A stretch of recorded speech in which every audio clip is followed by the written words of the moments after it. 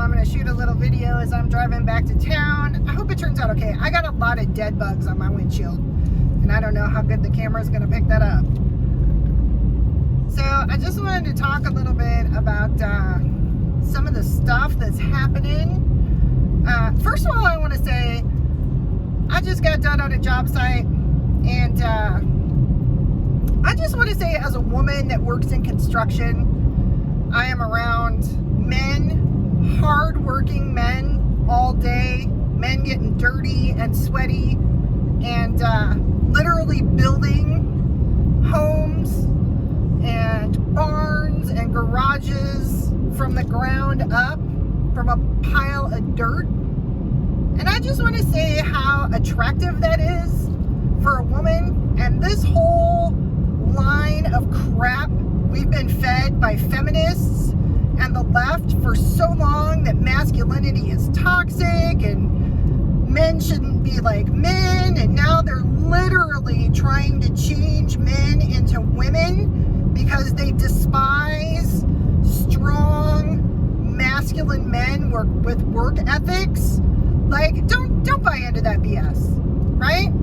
Men can be strong and masculine and tough and do the hard, dirty work that literally has built empires and nations. And they can still be kind, compassionate, gentle creatures when they need to be, that believe in God and love their families and treat their fellow humans and communities with deep love and respect. So don't buy into this bullcrap that masculine men are the reason the world is in the shape it's in, because that is a lie straight from the pit of hell. All right, done with that rant. Now I'm on to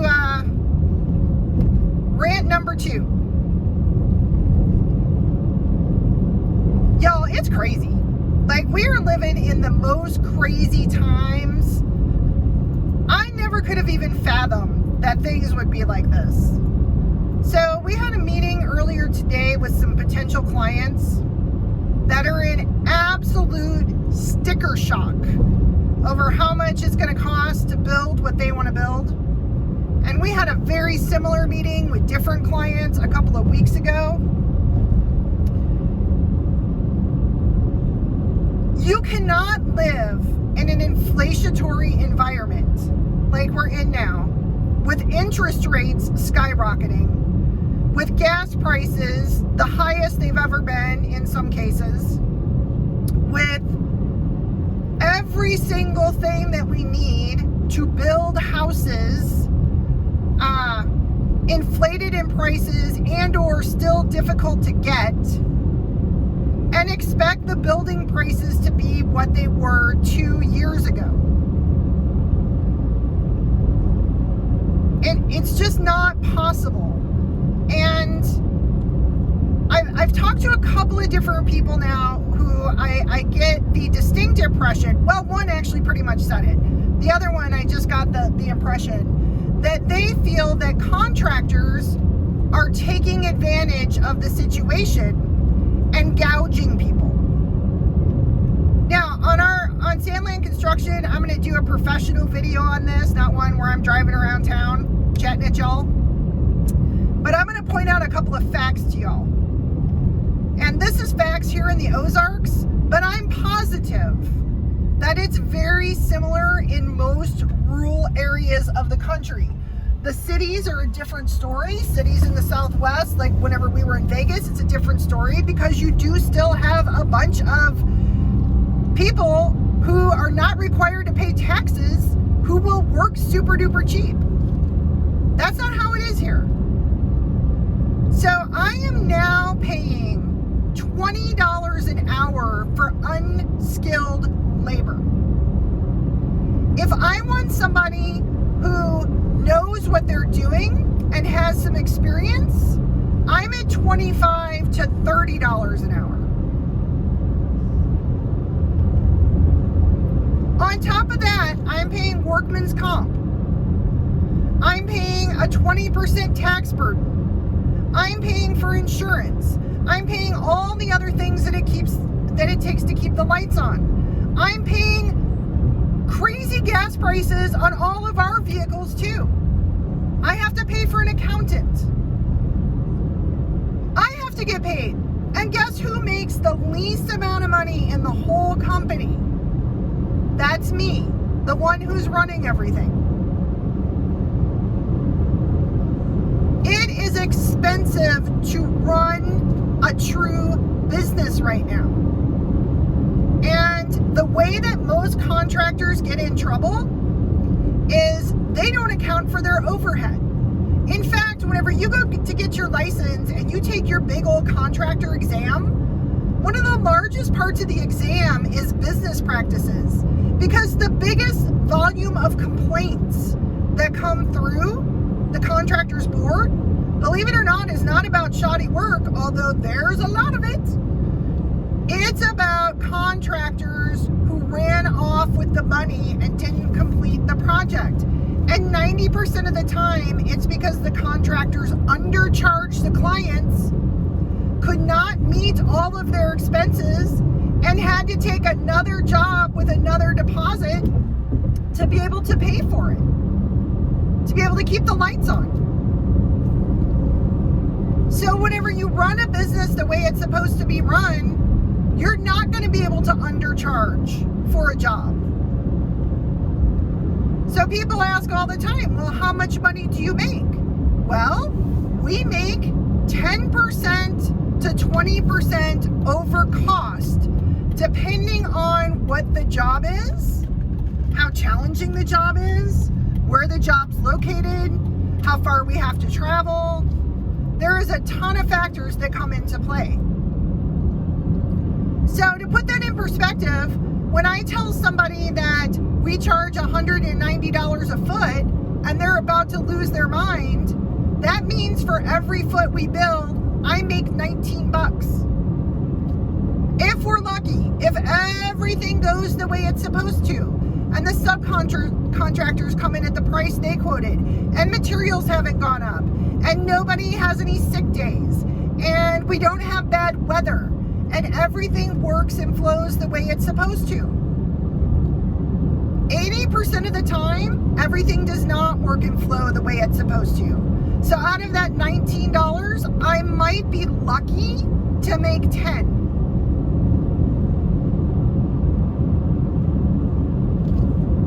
I'm sorry that prices have gotten crazy, but it's not your builder's fault. Your builder is not gouging you because they want to actually make a profit on your job.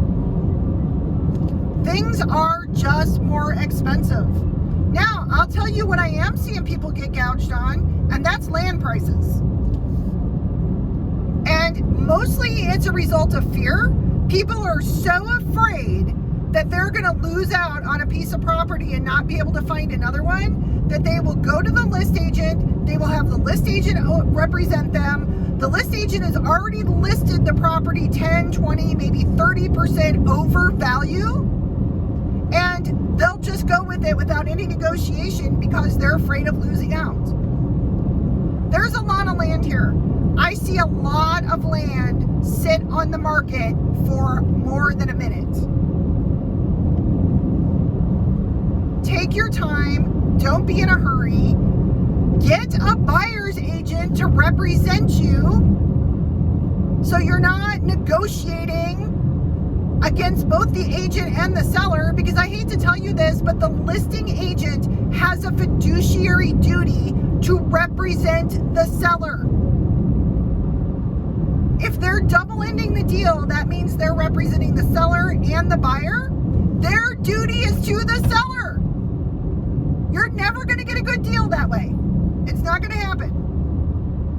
So now you've got people overpaying. I have talked to people who have overpaid by as much as $7,000 an acre. On 10 acres, you've just given away $70,000 of your build money. And then they're mad at us because it cost 40, 50% more to build than they thought it was going to cost.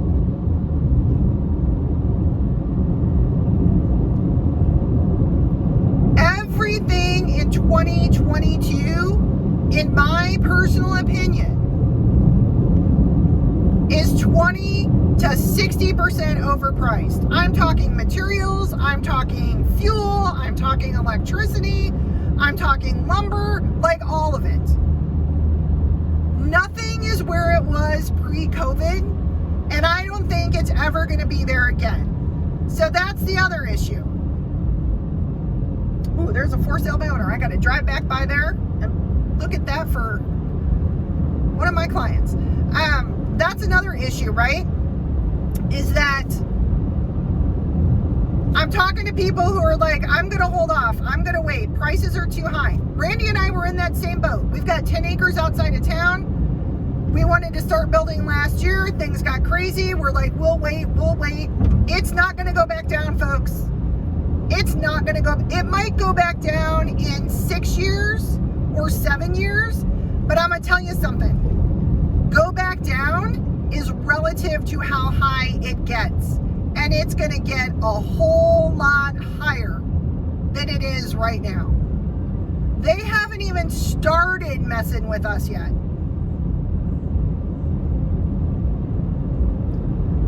So those are all some things to consider. That's my rant for today.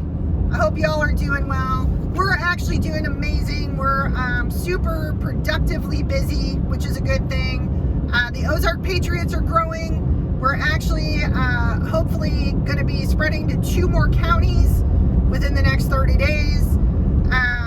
We're working hard here at home to hold our public officials accountable, which is what everybody should be doing. If we all held our local and state officials accountable, they would help us hold our federal officials accountable. That's a fact. So everybody should be doing that. Be working hard to hold them accountable, because they're taking our money, they're spending our money. In a lot of cases, they're not spending it in the most productive ways. In a lot of cases, and especially in communities like this, smaller communities, things still get done through the good old boy network, which is not necessarily the best quality or cheapest way to get it done. And when I say cheap, I don't mean cheap.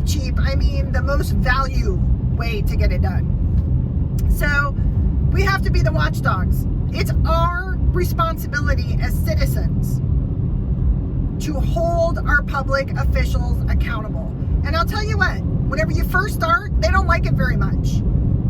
But after you've been doing it for a little while, the really good ones, they'll be thankful you're there, because they don't like the way things have been running either. And they just felt like they needed some backup. And when the citizens start watching out and providing backup, you would be amazed at how people step up to the occasion, and how easy it is at that point to really separate the wheat from the chaff as far as your elected officials go. So I encourage y'all to do that. All right, I'm back to town. I gotta go run some errands, and thank you all for listening to my rant. And I'll catch y'all in the next one.